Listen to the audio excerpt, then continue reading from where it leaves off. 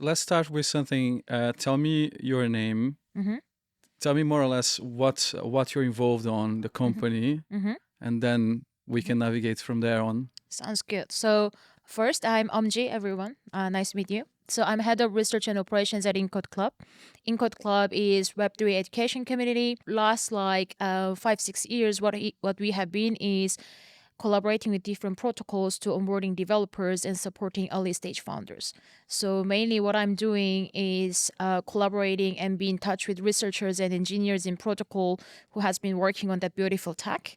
So we're gonna make some great educational materials around that, mainly for technical audience.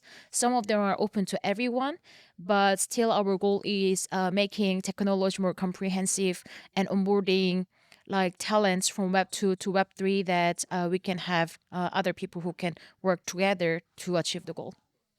That's super interesting. Kind of doing a part of the bridging that sometimes a gap that is missing. Mm-hmm. Right. Yes. In Web3, we have a lot of different ideas and innovation is happening, but not necessarily we have all the talents who can work on it, right? And having just idea is not enough. You need developers and engineers, researchers, and beyond that, non-tech contributors, marketers, product managers, and everyone need to come so that finally we're gonna build something forward. So our part is mainly contributing to create technology more comprehensive by providing some educational initiative together with the protocols or other tech companies, Mm-hmm. and onboarding mainly Web 2 tech people. So it's not like a 0 to 1, but rather 1 to 100 situation. So someone who already have a programming knowledge, but they are still not familiar to blockchain. So we help them to get onboarded by providing those opportunity. That's amazing. And what brought you to the engineering or to Mhm. tech space? It was some background on the family. It was It's a bit random. I don't know. I mean, since young, I always liked science and mathematics a lot. mhm. But partially, the first thing I remember is when I was around 8 years old, Santa Claus, of course, aka my parents, were giving me a science book. So Uh, I wake up in the morning and I found that Santa Claus gave me the book of science. mhm. It is having all the little secrets about why animal behave like XYZ or something like that. I really liked it. And since then, I was reading a lot of different science books. So I was naturally leaning to learning something more science and tech. And then when I went to university, the university I went in Korea have very interesting structure. That first year of your study, you study general engineering and you can decide which engineering you want to go deeper. So after that, I decided mechanical engineering because engineering design was really interesting. And then whole that path went through just purely driven by what I found most fun. So that wild move was during that I was interested in contour theory. Again, for engineers, it's a little bit a weird move because it's typically electric engineers doing it. So mechanical engineer doing contour theory was a little bit weird.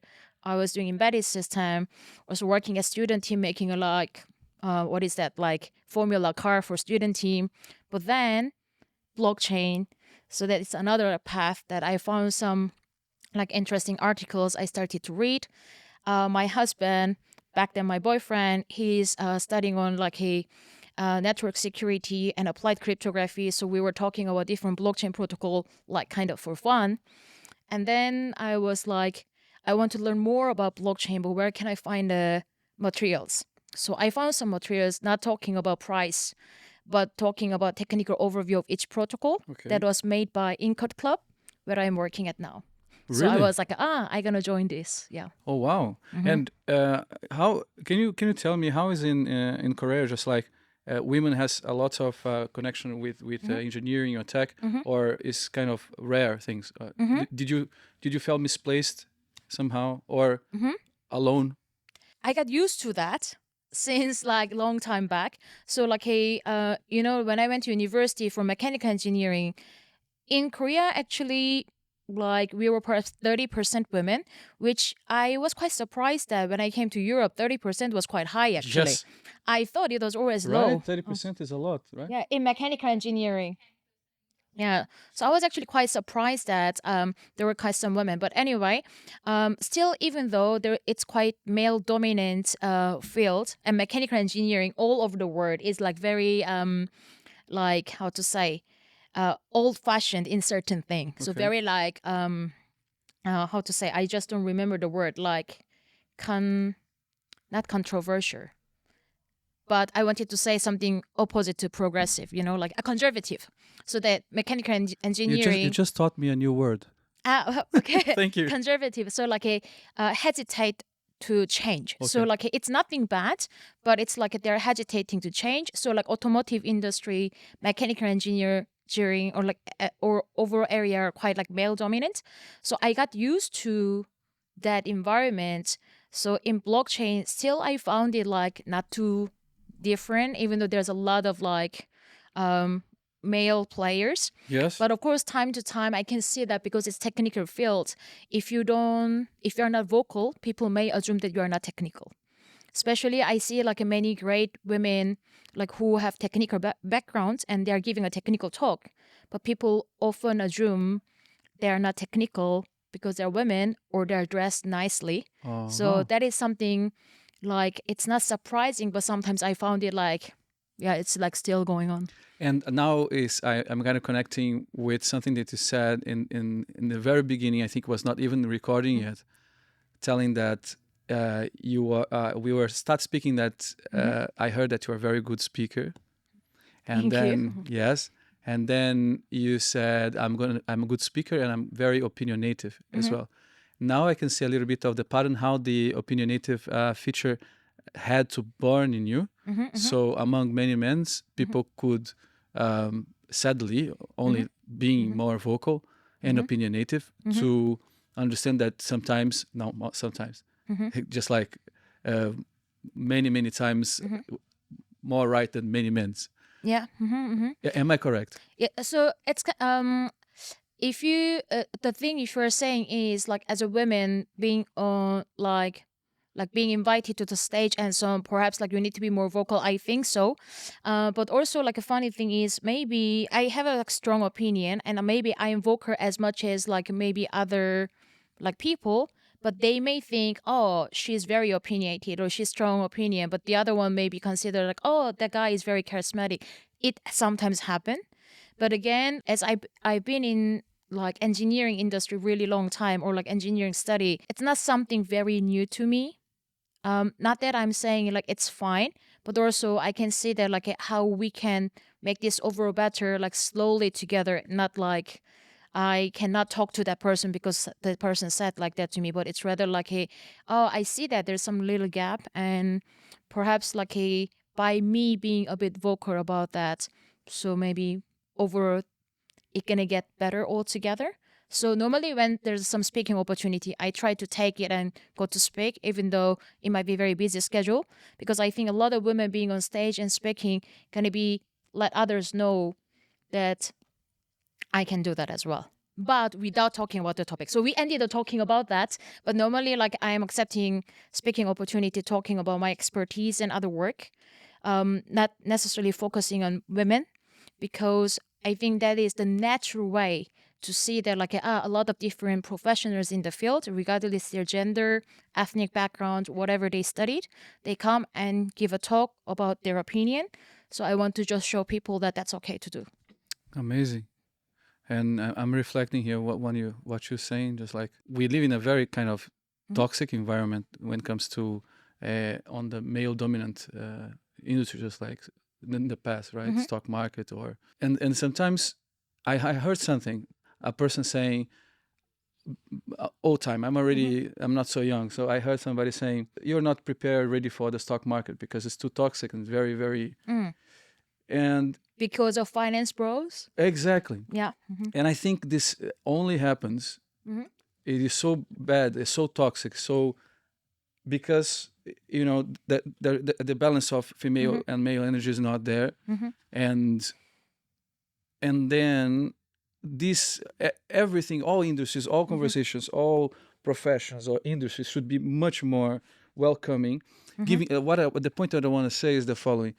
I think when it's just, not to bring this conversation to that, when it's just male dominant stuff, men's has some type of I was just discussing this today, some type of fear to share their vulnerabilities, say that they don't know. Sometimes they put the face and say, I know everything, I control everything, and this kind of prevents the men's to grow, because among the men's each other, we I mean, good men's, we don't exploit the vulnerability of each other, but there is some groups of men that just like whenever you expose some vulnerability, you are pretty much down, and they replicate this toxic environment to also to when women is around.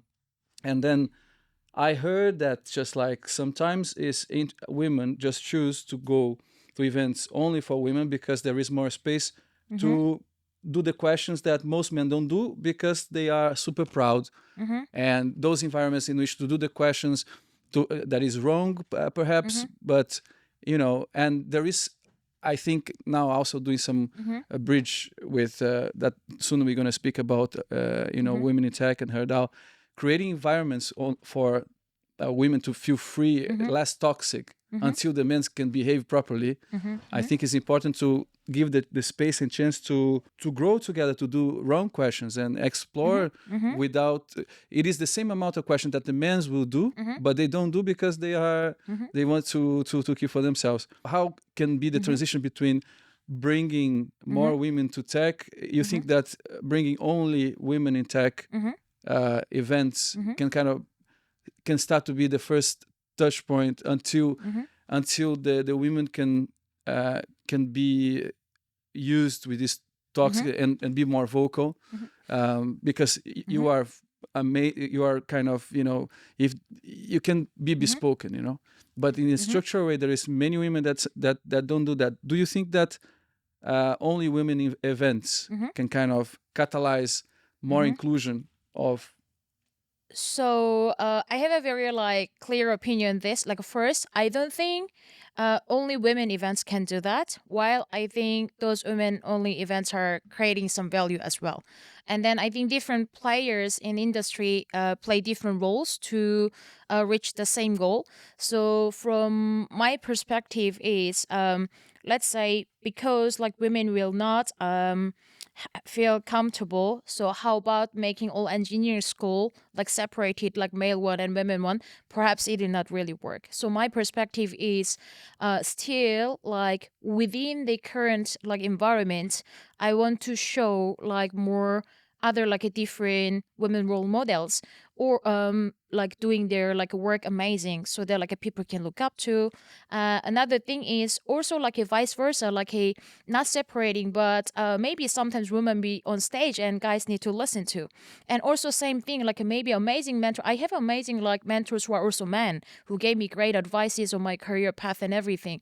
So that's something I try to do at our education community, because it's open to everyone. But at the same time, I'm supporting a lot different initiative like HerDAO, ShiftFi. I deeply respect those the reason is, my case, I got familiar to such environments because I got exposed to engineering school. I have a lot of male friends.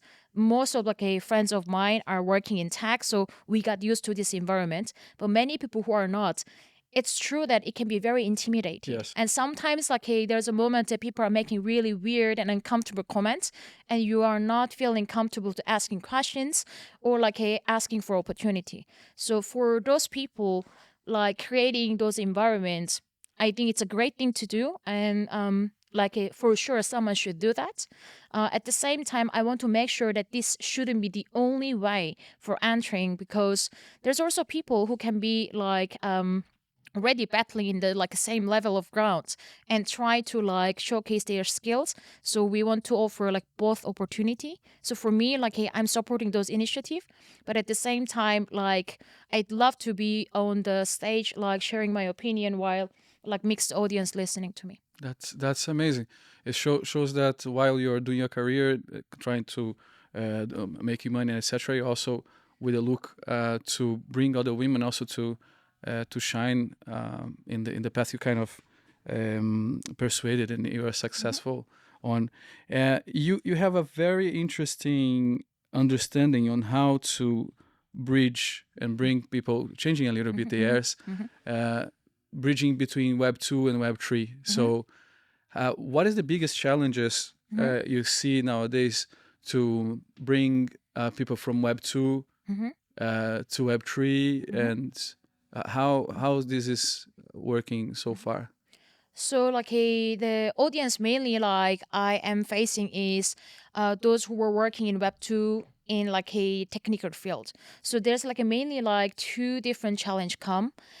One is they already have a comfortable life, or like they may have like other options to pursue in Web 2, like such as AI these days, and also a lot of different bits. So like they're thinking what path I should take, and taking a blockchain is a bet, right? So either they're wondering if this is a great technical bet. It's like one of the questions they always ask. And the ones when they take to bet, and there's a second challenge that among the so many different like tech getting offered right now, what kind of like things they need to learn, how they can navigate, what kind of opportunities are there.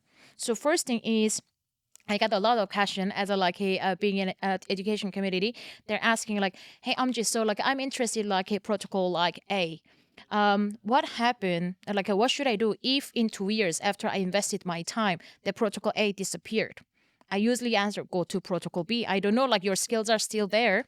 And then I'm sure that not only protocol A, but other protocol who are looking for similar talents gonna find you great, and you may find a great fit, which may be like fitting your ethos, your working style, and everything. And then some people ask, like, okay, but in 5 years, if blockchain are completely gone, what are you gonna do? And for me, the answer is clear. Like, I don't know, go back to other IT company. First, I don't think all blockchain gonna disappear. Especially every building blocks of blockchain was there even before blockchain existing. Like, it's like distributed system. Like everyone was like working on that like half century. So it's not like a blockchain gonna be suddenly magically gone, but rather like different building blocks gonna be still there. So that one's usually like I say like please no, do not worry. Like there's like Fortran engineers, COBOL engineers once exist, and then we had a still like a technical paradigm has been changing over like decades, and it's not like they suddenly got or disappeared. Like I remember like I was like a learning C, but now like a most of university student maybe gonna start to learn like Python. And I'm not that old. I'm old, but not that old. So like this like a paradigm change always happens. So like we shouldn't be too scared of that. Our skill is like learn those things fast, and like a making a product or like a do something around it, not the specific languages first thing. And the second challenge is that so they feel a little bit less worried about that. So they make a bet and they want to learn blockchain. There's so many like L1, L2s, like different like VMs. So they feel difficult to navigate themselves and working on it. And especially blockchains are also quite different industry, ethos driven, like many different like community vibes. This is a little bit different from Web2, right? Like nobody said that I'm going to like Google or Meta because of vibe. Everyone usually say that like because I like some tag or something. Of course, company has some image and the vibe, but like still Web3 is very community driven. So they a little bit feel difficult to navigate themselves around like so much opportunity there. So that one, fortunately, we can help a lot. So usually when we are running like education program, we provide holistic overview on a lot of like tech stacks. So they got exposed to more like, let's say, like proven tech.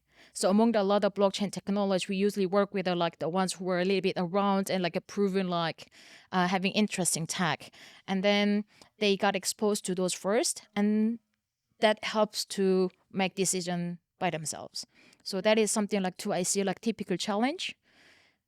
But once when this two is over, people are usually fine. Like I never see like people really after they really worry about like let's say like salary or having a like interesting project. Usually the problem is they doubt about the blockchain as a whole, or they are not sure where to start from.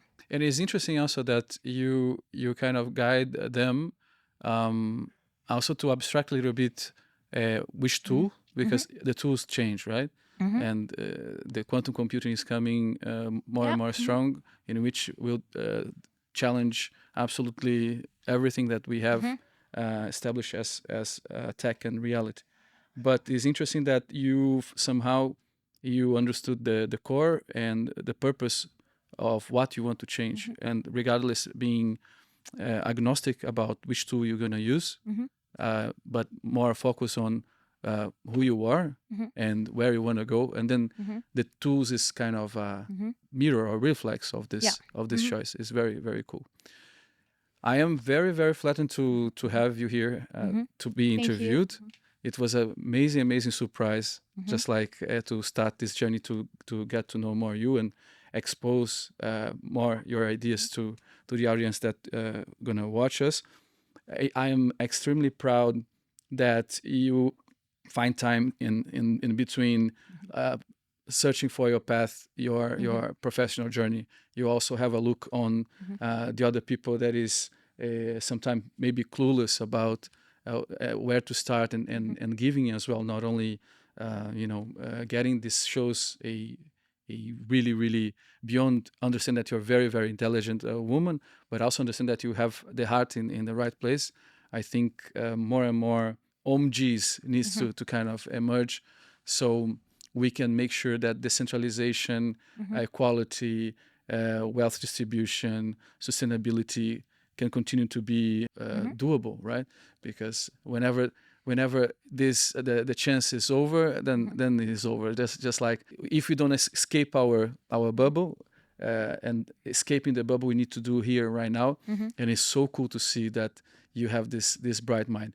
Do you have some last remarks, shameless promotion?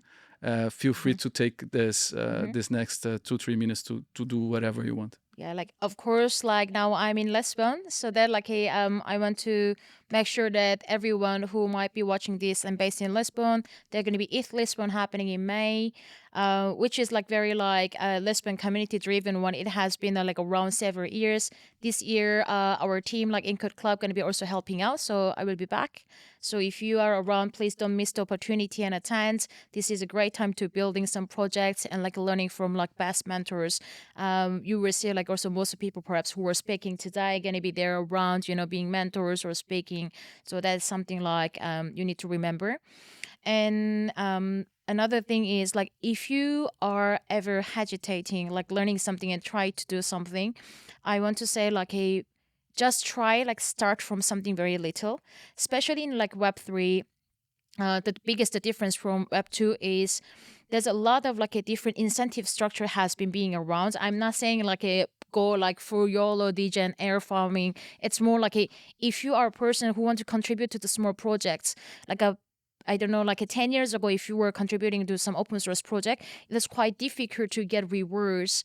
While like a blockchain at the moment have a great incentive structure that like there's many way protocols were trying to like rewarding you either like retrospectively or proactively.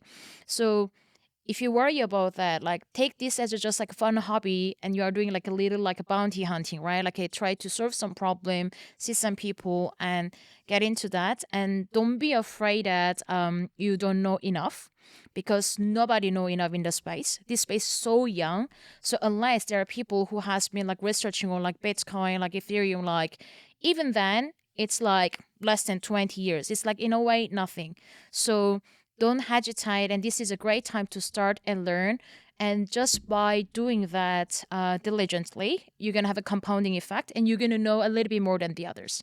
And then you will have your own edge. So there's like a two thing, like please don't be afraid to start. They're going to be always the way to get rewarded so that like you can also make your living out of it.